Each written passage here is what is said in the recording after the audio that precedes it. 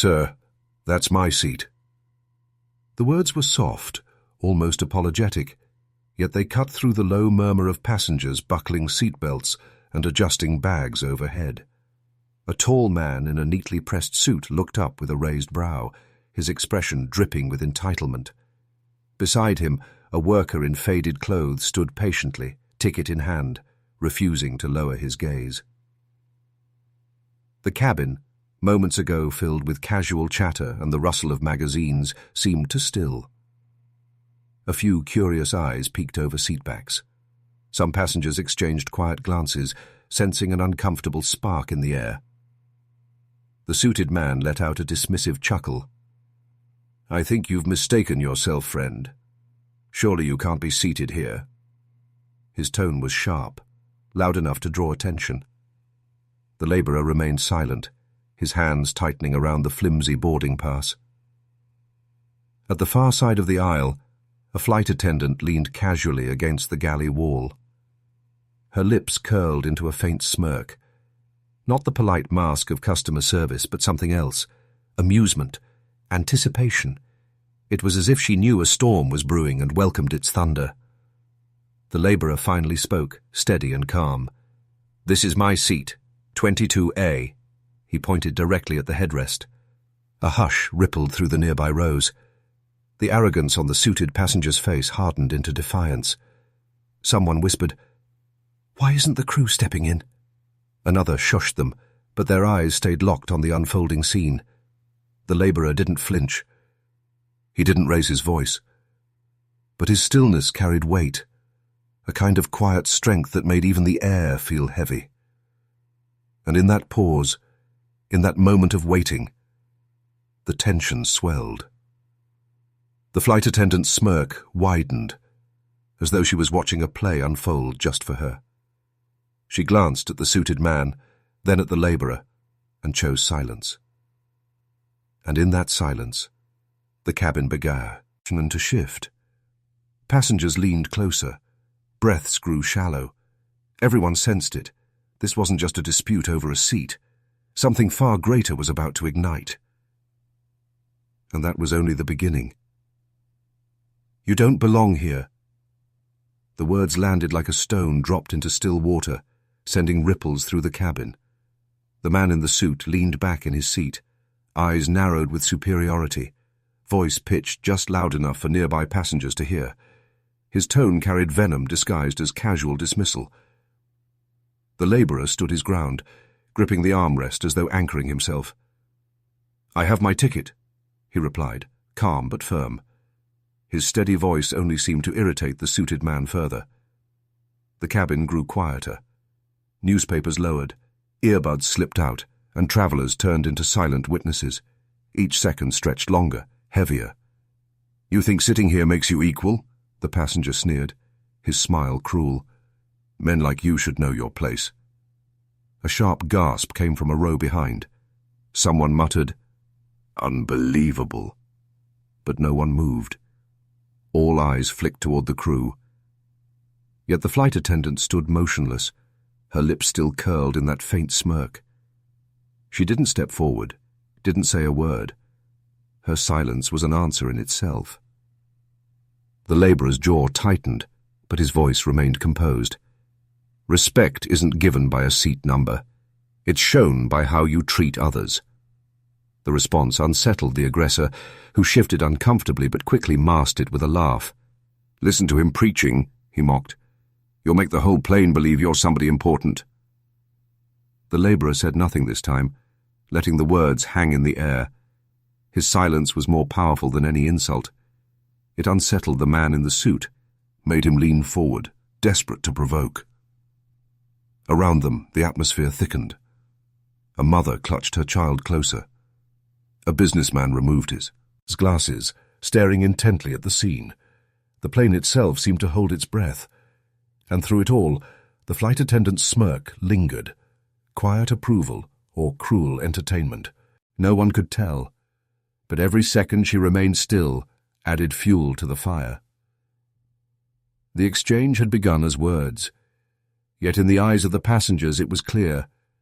This storm was far from over. And soon Words would no longer be enough. The slap came without warning. A sharp crack split the air, louder than the steady hum of the engines, louder than the whispers that had been simmering through the rows. The suited man's hand had struck the labourer's cheek, a blow filled not just with anger, but with the weight of disdain. Gasps rippled through the cabin. A woman clapped her hand over her mouth. A child whimpered into his mother's arm. Every head turned now. There was no hiding, no pretending not to see. The labourer didn't move. He didn't raise a hand, didn't return the strike. His body swayed with the force of the hit, but his eyes stayed locked on his attacker, calm, steady, and unbroken. "You should have stayed silent," the man hissed, his voice sharp and shaking with rage. His face flushed red, not from shame, but from the intoxicating rush of control. Passengers shifted in their seats, torn between outrage and fear. A businessman muttered, "This is going too far." Another passenger whispered, "Why isn't anyone stopping him?" But still, no one rose. And there she was, the flight attendant. Arms folded, lips curved into that same unsettling smirk. She glanced across the rows, not with concern, but with something colder, as if the violence had confirmed her unspoken judgment. The silence after the blow was heavier than the strike itself. The labourer straightened slowly, his hand brushing the cheek that now burned with pain. He didn't yell. He didn't curse. He simply inhaled, deep and steady, as though drawing strength from somewhere far beyond the confines of that aircraft cabin. The man in the suit leaned closer, sneering, his words dripping venom. "Know your place." But something in the labourer's stillness unsettled him. The calm was too controlled, too deliberate. It wasn't weakness.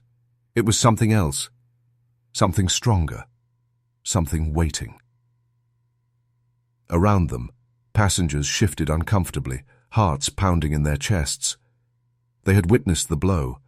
They had seen the smirk. And yet, no one could predict what would happen next.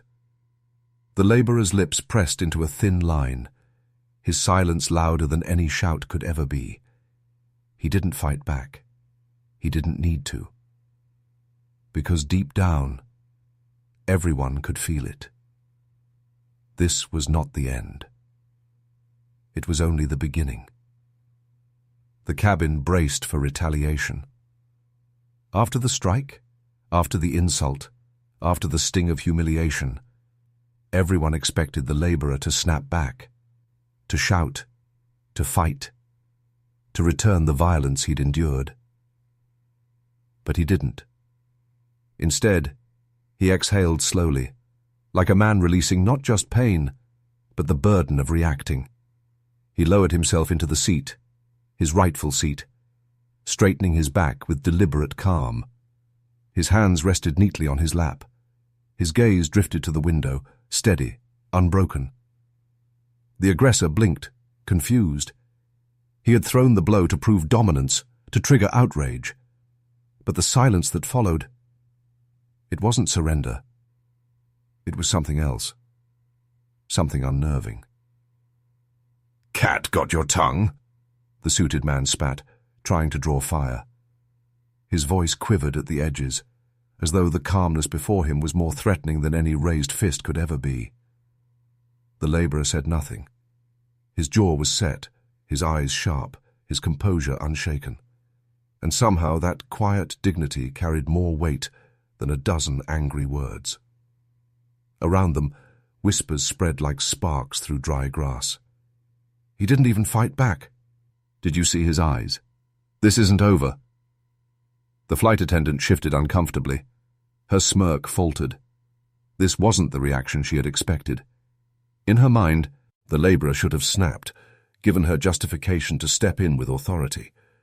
Instead, his restraint cast a harsh light on her silence, her complicity. Passengers leaned closer, caught between admiration and unease. Some felt shame that they hadn't intervened. Others feared what might come next. And yet, all of them could sense it. The balance in the cabin was beginning to shift. The aggressor grumbled under his breath, adjusting his tie, suddenly desperate to fill the silence that felt heavier than thunder. But no matter what words he threw, they bounced off a wall of unshakable calm. The laborer had made his choice. He would not rise to anger. He would rise above it. And soon, that quiet strength would speak louder than any strike ever could. "Enough! Why hasn't anyone from the crew stepped in?" The words cut through the heavy silence like a blade. A middle-aged woman in the aisle seat stood, her voice trembling with both fear and conviction. Every passenger's eyes darted to her, then to the flight attendant still leaning smugly against the galley wall. For the first time, the laborer was not alone. The woman's voice cracked, but grew stronger with each word. "You've seen what happened. You've seen the violence. And yet you smile?" She pointed directly at the attendant, her hand shaking. Gasps followed, and suddenly the whispers of discontent burst into audible murmurs. Why is she just standing there? She should have stopped it. This is outrageous. The smirk on the attendant's lips faltered. She straightened, adjusting her scarf, clinging to her authority like armor. "Ma'am, please return to your seat. The situation is under control," she said coldly, though her voice lacked the confidence it carried minutes earlier. "Under control?" the woman snapped. "A man was assaulted right in front of you." The laborer remained still, silent, his composure steady.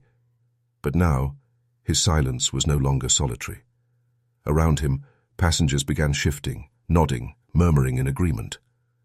The collective unease transformed into something stronger. Solidarity. The suited aggressor sneered, but even he seemed rattled as voices rose against him. His earlier confidence wavered in the face of a growing tide. The attendant forced a thin smile, but the edges of fear flickered in her eyes. The authority she thought she held was slipping fast. A young man from the back called out, "If the crew won't do their job, then we'll make sure he isn't silenced." His declaration sparked a ripple of claps and nods. The cabin had shifted. Where there had been quiet submission, there was now the beginning of resistance. One voice had cracked the silence, and others were ready to follow. And as the murmur of justice grew louder, all eyes turned once more to the man who still hadn't spoken. What would he say when he finally did? The laborer finally lifted his head. His silence had carried power, but now his voice would carry thunder. "Enough," he said, low but commanding. The single word silenced the murmurs instantly. Passengers froze, the aggressor stiffened, and even the flight attendant's smirk collapsed into uncertainty. He rose slowly from his seat, the cabin lights catching his face, no longer just that of a weary worker, but of someone unshakable. His eyes swept across the rows of passengers, calm, steady, piercing. "You look at me," he began, his tone measured, "and you see only what you want to see. A laborer, a man you believe beneath you, a man unworthy of dignity." The suited passenger shifted uneasily, his earlier arrogance draining away. "But appearances," the laborer continued, his voice deepening, "can deceive, because I am not merely a worker on this flight. I am the aviation minister of this country." The words dropped like a stone into still water. The cabin rippled with shock. Gasps, wide eyes, and stunned silence filled the air. The suited man's jaw went slack. "What hat did you say?" His voice cracked. The laborer, no, the minister, turned to face him fully. "You struck me. You humiliated me, not knowing who I was, not caring, and in that, you revealed more about yourself than about me." Passengers exchanged astonished glances. Whispers rushed through the rows. The aviation minister? Is it true? My God! All this time! The flight attendant stumbled forward, her false authority crumbling. Sir, I didn't realize— But the minister raised his hand, silencing her instantly. His composure commanded the room. You had every chance to act, every chance to do what was right. Yet you chose silence. A smile. Complicity. His words cut sharper than any blade. The atmosphere was heavy with shame. The aggressor, trembling now, attempted a pitiful defense. I didn't know. The minister's voice rose, firm and resonant. It should not take titles or power for a man to be treated with respect. Every person on this plane deserves dignity. And today, you all witnessed how easily that dignity is denied. The silence that followed was absolute. Passengers sat upright, hearts pounding, stunned by the truth they had just heard. The balance of power had shifted, and everyone knew judgment was coming. The cabin was frozen. Every pair of eyes locked on the suited passenger, the man who had struck another human being with such arrogance, now reduced to silence. His lips parted as if to speak, but no words came. The color drained from his face. His chest rose and fell in shallow bursts, each breath betraying his unraveling confidence. Moments ago, he was the loudest voice in the room. Now he was nothing but a man cornered by his own shame. Passengers watched him with quiet judgment. Some glared with fury, others with disbelief, but all shared the same thought. His mask of superiority had crumbled. The flight attendant, once poised and smirking, now trembled. Her hands fidgeted with the edge of her uniform scarf, twisting, pulling, desperate to find composure she no longer possessed. She had lined herself with power she assumed was safe. Yet now that choice left her exposed. Her voice cracked when she tried to speak. Sir, I didn't know. But the words trailed into nothing, choked by the weight of her guilt. The minister, calm and unmoved, said nothing. His silence was more condemning than anger could ever be. It forced them, both the aggressor and the attendant, to sit in the wreckage of their choices. The cabin was utterly still. Even the hum of the engines seemed muted, as though the plane itself bore witness to the unfolding reckoning. The suited man slumped back into his seat, eyes darting anywhere but at the minister. His earlier arrogance had collapsed into something pitiful. No insult, no excuse, no justification could save him now. Passengers shifted, whispering under their breath. The balance of the flight had changed forever. A simple man had risen above humiliation, and those who thought themselves untouchable now drowned in their own disgrace. The silence was thick, heavy, unrelenting. And everyone knew this moment of shame was not the end. It was the prelude to judgment. The silence broke, not with panic, not with shouting, but with the calm, resonant voice of the minister. I will not raise my hand against him, he said, his tone steady, carrying across the cabin like a judge delivering a verdict.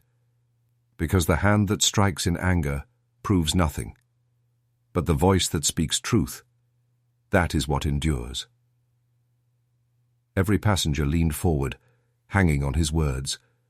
The man they thought was just a laborer now commanded the entire aircraft with nothing more than composure. He turned, addressing not only the aggressor, but everyone aboard. You all saw what happened. You all felt the sting of injustice in this cabin, and yet many of you stayed silent. His eyes swept the rows, not with bitterness, but with deep disappointment. Do you know, well, why silence is dangerous? Because silence is agreement. Murmurs rippled through the plane. A few lowered their heads in shame. The suited passenger shrank further into his seat, as though trying to vanish into the fabric. The minister continued, voice growing stronger. Respect should not depend on wealth. Dignity should not be granted based on skin or uniform. It should be given because we are human, because no one deserves less than that. The flight attendant shifted uneasily, her earlier smirk now a shadow of regret. She tried to speak, but the minister's gaze stopped her cold. "You," he said firmly, "had the power to act, and you chose to smile." The words struck harder than any punishment. Her lips trembled, but no defense came. Then he lifted his head higher, speaking not just to them, but as if to the skies themselves. "Today, you saw a man humiliated. Tomorrow it could be you, or your child, or your neighbor. If dignity can be denied to one, it can be denied to all. That is why injustice must never be ignored." A hush fell. His words lingered, echoing long after he stopped speaking. And in that cabin, at 30,000 feet above the earth, the passengers realized they had not just witnessed a conflict. They had been handed a lesson, one they would never forget. But as the plane descended, one question remained. What would happen when they touched the ground? The wheels touched the runway with a jolt, but the real shock waited beyond the cabin walls. Through the small oval windows, flashing lights glowed against the tarmac. Security vehicles and uniformed officers stood ready, lined in formation, as though the ground itself anticipated justice. The announcement came over the intercom, calm, firm, final. "All passengers, please remain seated." The suited aggressor's face drained of color. He fumbled with his tie, his hands trembling, desperate to mask the fear rising in his chest. Moments ago he had strutted with arrogance. Now he sat cornered, awaiting the consequences he could no longer escape. Two officers boarded the aircraft, their presence commanding silence. Without hesitation they approached him. "Sir, you'll come with us." Their tone carried no room for argument.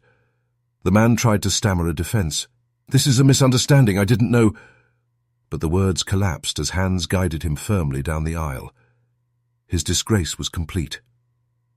Passengers watched in silence, some with grim satisfaction, others with quiet disbelief. None would forget the sight of arrogance falling so hard. Then came the flight attendant. Her smirk, once a shield, had long since vanished. A senior airline official stepped forward, his voice cutting sharp. "Your conduct will be reviewed. You failed your duty." Her knees wavered. The weight of accountability pressed down harder than any reprimand could. She lowered her eyes, no longer the figure of cold authority she had pretended to be. The cabin was released row by row. Passengers gathered their belongings slowly, but their hearts carried something heavier than luggage. As they stepped into the open air, many glanced back at the minister, some with gratitude, some with shame, all with respect. Because they knew this flight had not been ordinary, they had witnessed humiliation overturned by dignity. They had seen power stripped bare and true authority revealed. The lesson clung to them like the hum of the engines fading into silence. But the story was not finished yet, for the minister's final words still lingered, waiting to echo long after the plane's doors had closed. In the quiet that followed, as the last passengers left the aircraft, one truth lingered heavier than the smell of jet fuel in the air. Dignity cannot be stripped away by insult, nor can respect be earned through wealth or titles. The minister stood near the exit, his posture calm, his expression composed. He had endured humiliation, read a blow, endured silence from those who should have protected him. Yet he never lowered himself to anger. Instead, his restraint revealed a strength far greater than force could ever show. As the suited aggressor was led across the tarmac, passengers whispered to one another, their voices soft but full of awe. He never once raised his hand. He didn't need to. That's real power. One woman, the same who had dared to speak up mid-flight, paused before disembarking. She met the minister's eyes and said, You've changed the way I see things." He gave only a small nod, but in that nod was gratitude for her voice, for her courage, for the reminder that justice begins when one person refuses to stay silent. The disgraced flight attendant trailed behind, shoulders slumped, her earlier smirk now replaced with haunted regret. She, too, had learned a lesson that would follow her long after uniforms were shed and shifts ended. The minister finally stepped onto the tarmac, the open sky stretching above him. For a moment he looked back at the plane, a vessel that had carried not just bodies across the sky, but a lesson across hearts. And then he spoke. His words meant not for punishment, but for remembrance. Never measure a person by what you see on the surface. Wealth fades, power shifts. But character endures, and it is character that defines true worth. Those who heard it carried the words like a stone dropped into water, rippling outward, destined to touch lives far beyond that single flight. Because in the end, the greatest revelation was not his title, but his reminder. You never truly know who sits beside you. And so the story of arrogance, silence, and quiet strength closed, not with anger, but with a lesson that would echo long after the engines cooled,